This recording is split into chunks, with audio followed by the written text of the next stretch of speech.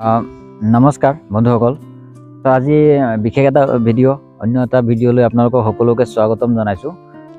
আজি বিশেষ এটা বেলেগ ধৰণৰ এটা ভিডিঅ' হ'বলৈ গৈ আছে, গতিকে আপোনালোকে ভিডিঅ'টোত হয়তো বহুতে ভুলো ধৰিব পাৰে বা এইটো আপোনালোকে প্ৰমোশ্যন বুলিও ভাবিব পাৰে যে ভিডিঅ'টো মোক হয়তো কোনোবাই পইচা দিছে এইটো বনাবলৈ, তো সেইটো কাৰণেতো এনেকুৱা ভিডিঅ' বনাই আছোঁ।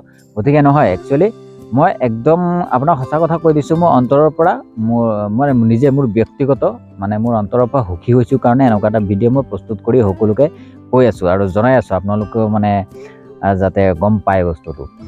প্ৰথম কথা চাবলৈ পাইছে, এতিয়া নামটো উল্লেখ কৰিলেও চাগৈ আপোনালোকে মোৰ কমেণ্টত ঢেৰ গালি কিবা কিবি দিব, জয় তই দালাল হেন তেন ঢেৰ নানান ধৰণৰ প্ৰশ্ন আহিব, নহয় জানো? আচ্ছা, যি কি নহওক কৈয়ে দিওঁ বোলো। এতিয়া আমাৰ লখিমপুৰত তাক বিধায়ক হৈছে মানৱ ডেকা, নহয় জানো? মানৱ ডেকা ডাঙৰীয়া তেখেতে এই 5 বছৰত যিখিনি কাম লখিমপুৰত কৰিলে, একদম অন্তৰৰ পৰা সুখী হৈছোঁ। মই নিজে সুখী হৈছোঁ, বেলেগে কোনে কিমান অভিজ্ঞতা আছে বা তেওঁলোকে কিমান দেখিছে, কিমান ভাল পায় নাজানো। হয়তো কিছুমানৰ দলীয়ভাৱে বা পাৰ্টি হিচাপত তেওঁলোকৰ হয়তো তেওঁলোকৰ বেয়া ভাৱ থাকিব পাৰে, বা কংগ্ৰেছ হওক বা বিজেপি হওক, নহয় জানো? এতিয়া কথা হ'ল, মই মোৰ অন্তৰৰ পৰা কৈছোঁ, কাৰণ এইটোৱে কৈ আছোঁ, মোৰ জন্মৰ পৰা বহুত দল চাইছোঁ, ধৰক কংগ্ৰেছ দল হওক বা যিকোনো দল আহিছে, বহুতেই ৰাজনীতি ৰাজত্ব কৰিছে, আমাৰ লখিমপুৰতো কৰি গৈছে। এতিয়া সৰুৰ পৰা ডাঙৰ হৈছোঁ আমি, লখিমপুৰ গোটেই চহৰখন যে আমি ছেম একে ধৰণৰে চাই আছোঁ, একে ধৰণৰ যেনেকুৱা আছে সৰুৰ পৰা যেনেকুৱা ধৰণৰ চাই আছোঁ আমি, তেনেকুৱা ধৰণে চাই পাইছোঁ। কোনো সাল সলনি হোৱা যেন অনুভৱ কৰা দেখাও নাই, কথাটো গম পাইছে। আৰু এই কেইটা দিন 5-6 বছৰত 5 বছৰৰ ভিতৰত ইমানেই উন্নত হৈছে, আৰু কি ক'ম, এইটো বিজেপিক মই তাৰিফ কৰা নাই।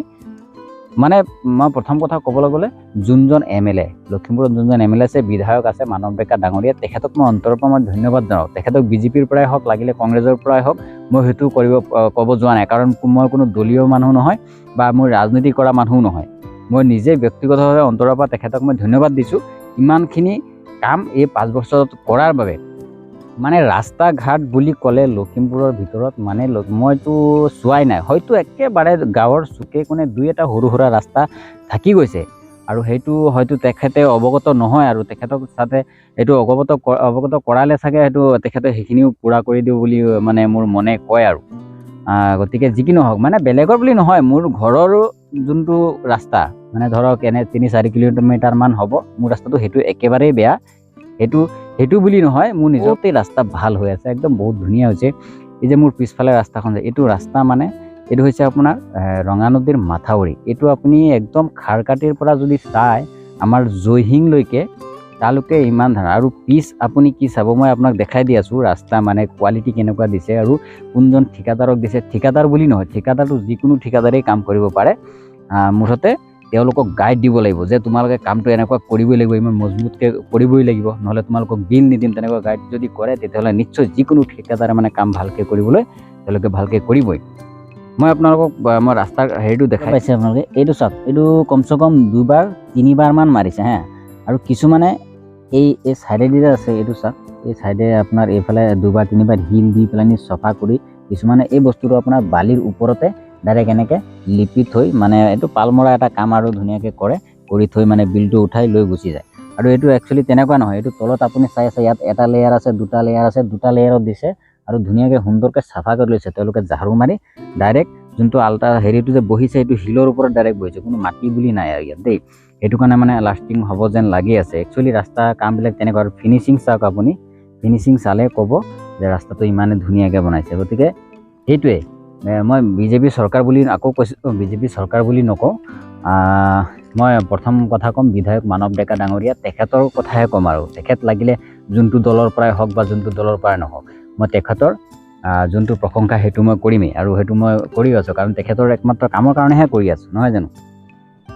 ভিডিঅ'ৰ জৰিয়তে সকলোকে মই জনাব বিচাৰোঁ, আমাৰ যোনে লখিমপুৰত যোনে চাই আছে, যদি কাৰোবাৰ গাঁৱে চুকে কোণে যদি বেয়া ৰাস্তা আছে, সকলোৱে কমেণ্টৰ জৰিয়তে মোক জনাব যে আমাৰ এই ৰাস্তাটো বেয়া আছে বা ৰাস্তাটো হোৱা নাই। গতিকে সেইটো যাতে চবেই ৰাইজৰ চকুত পৰক, আমাৰ মানৱ ডেকা ডাঙৰীয়া তেখেতৰ চকুত পৰে, তেখেতে যাতে সেই ৰাস্তাসমূহ সম্পূৰ্ণ কৰি দিয়ে, তাৰ বাবে অনুৰোধ জনাম। বা বাকী যিখিনি কাম কৰিছে সেইখিনিৰ বাবে ধন্যবাদ জনাইছোঁ। মোৰ ফালৰ পৰা মই ধন্যবাদ জনাইছোঁ। বহুত মানে ভাল কাম কৰিছে, বহুত ধুনীয়া হৈছে। এতিয়া কিবা এটা ভাল লাগে, মানে কিবা এটা উন্নত হৈছে যেন লাগি আছে যে তেখেতে এই 5 বছৰ একমাত্ৰ ৰাইজৰ কাৰণেই তেখেতে বিধায়ক হৈছিলে, তেনেকুৱা যেন লাগে। বহুতে আপোনালোকে নিজেও এবাৰ ভাবি চাব, মানে দলীয় হিচাপে নহয়, আপুনি নিজৰ চিন্তাৰে আপুনি এবাৰ ভাবি চাবচোন যে তেখেতে কিমানখিনি কাম কৰিছে গোটেই লখিমপুৰ ক্ষেত্ৰত হওক, উন্নতৰ ক্ষেত্ৰত যদি সত্য এটা চকুৰে যদি চায় যে ইমানখিনি আছে, তেতিয়াহ'লে 100% মই ক'ম যে তেখেতক আপুনি ভাল পাবও লাগিব আৰু তেখেতৰ কৰ্মক আপুনি ভাল পাব লাগিব। যদি আপুনি তেনেকুৱা দলীয় হিচাপত নহয়, এনেকুৱা মানৱতাৰ হিচাপত মানুহৰ দৃষ্টিত আপুনি তেখেতক যদি চায়, তেতিয়া চাব বহুত কাম হৈছে। বিশেষকৈ মই সেইটো কাৰণে তেখেতক অন্তৰেদি আকৌ পুনৰ ধন্যবাদ জনাইছোঁ। আৰু সকলোৱে কমেণ্ট কৰিব ভিডিঅ'টো কেনেকুৱা লাগিছে, আৰু যদি কাৰোবাৰ আশে পাশে এনেকুৱা যদি ৰাস্তা এতিয়াও বনাবলৈ বাকী আছে, আপোনালোকে কমেণ্ট বক্সত মেছেজ কৰিব, আৰু পাৰিলে ভিডিঅ'টো শ্বেয়াৰ কৰি দিব, ছাবস্ক্ৰাইব কৰিব। ধন্যবাদ।